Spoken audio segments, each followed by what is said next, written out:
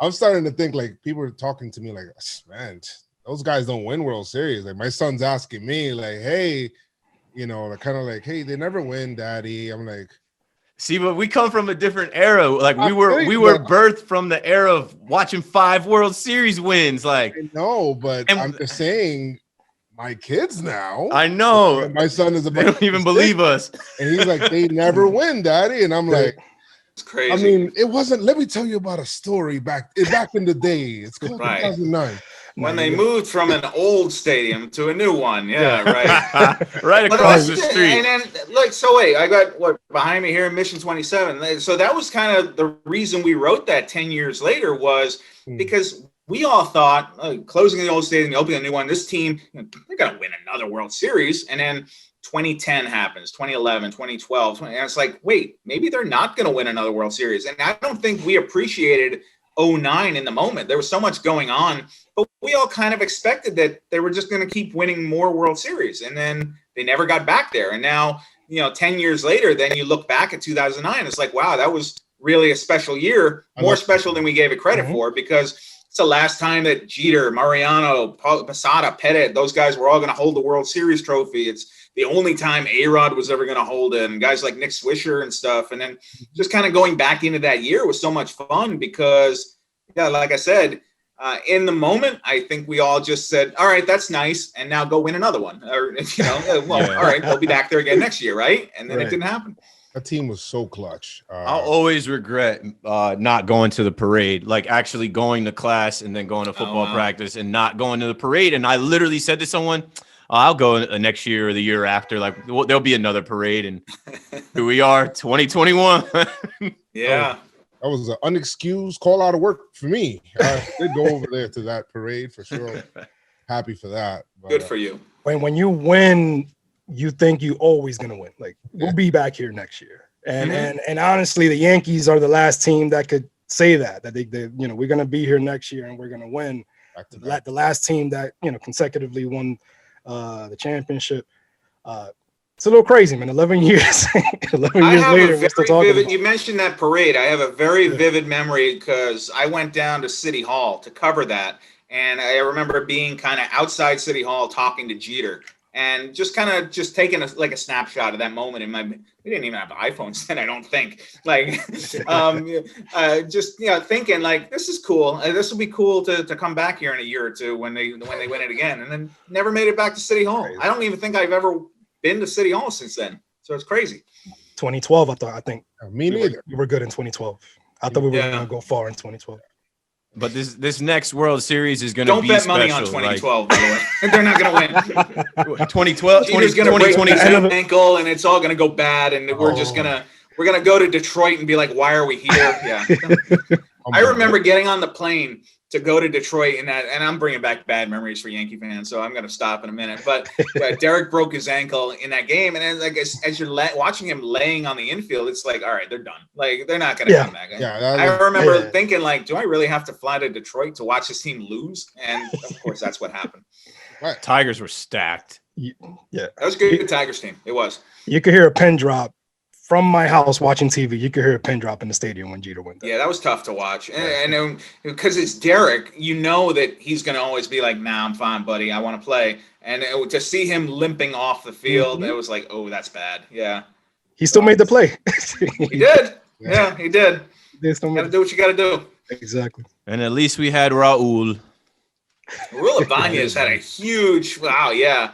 That was one of Girardi's like boldest decisions, by the way. The fact that you would pinch hit for A-Rod in the 9th inning of a postseason game, and then it worked out, and he hit 2 homers. Like, there's no way Joe thought that was going to happen. Like, maybe he would have thought Ibanez get a double or something, but there's no way he was planning on that.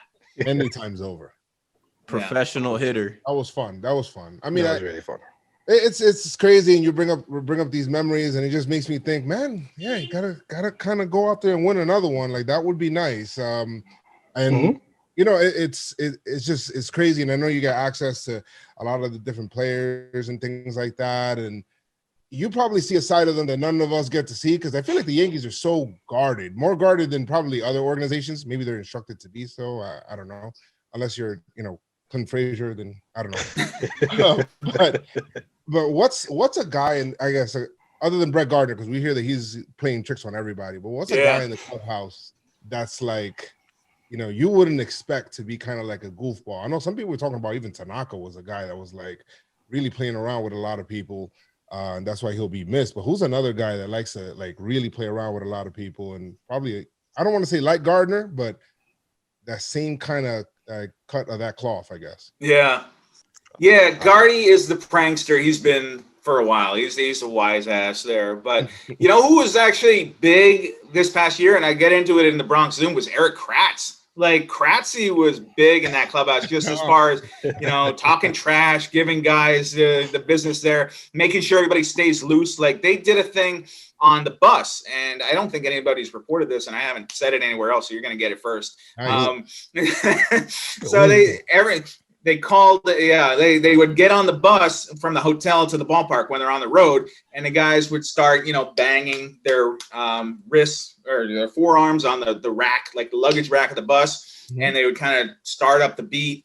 And the reason was because they wanted Kratz to get on the microphone, like the PA of the bus, and just start roasting people. He was like their Jeffrey Ross, just you know, kind of whoever was in his line of sight, whoever he'd see, he was just ripping on, whether it was like, you know, somebody's shirt or somebody, you know, messed something up in the game last night, or somebody was late for BP, like whatever it was, like Kratz would lay into you. And so I think he, like clubhouse wise, he was a big part of that team.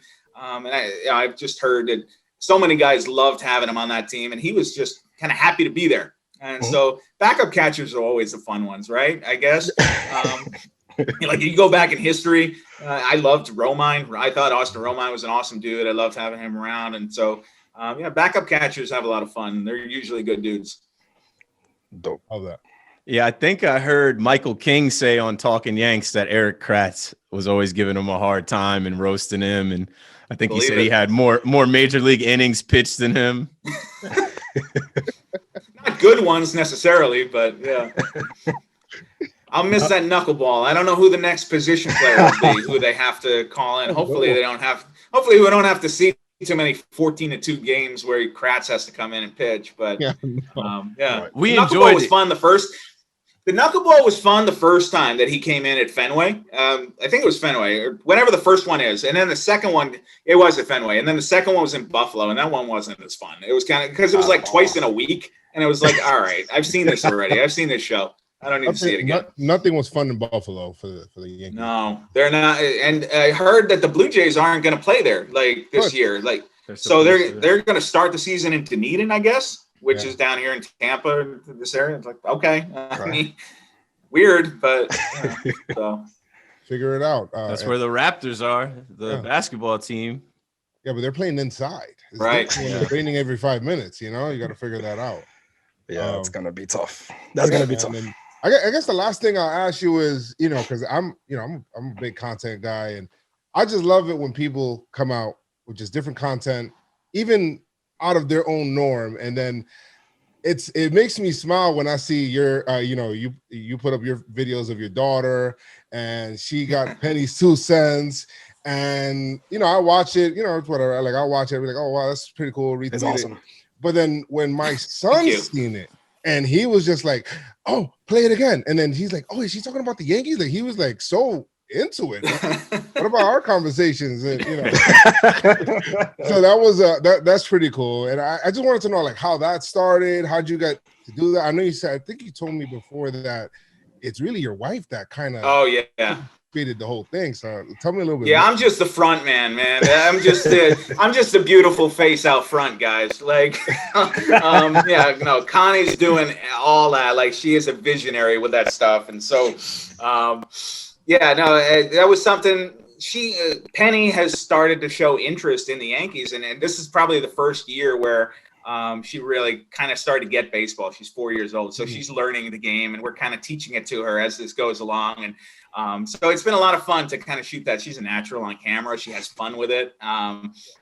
She's just got that. She's a redhead. She's got that personality where she just wants to be very outgoing. And in this 2020 year where there was so much kind of dark and just not fun, that was one way that we kind of just had fun with it. And it was like, yeah, this season is completely backwards, but you know, here's a cute kid, and here she is excited about the Yankees, and like Judge is her favorite player, and let's let her talk about it a little bit on camera. And so, yeah, that was. She actually thinks that I'm Brett Gardner, though. Like that's the one thing. Like when she watches on TV and Gardy's like in the dugout, she's like, "Look, it's Daddy." And it's like she thinks I play for the Yankees, and I don't really want to tell her differently. So Gardy will get a hit, and he's on second base, and she's like, "Look, Daddy's on TV again." It's like, all right, cool. I'm good with that. Like, her whole life. I'm not gonna ruin that for her. So in a way, Brian, you like hoping that the Yankees re-sign Gardy, right?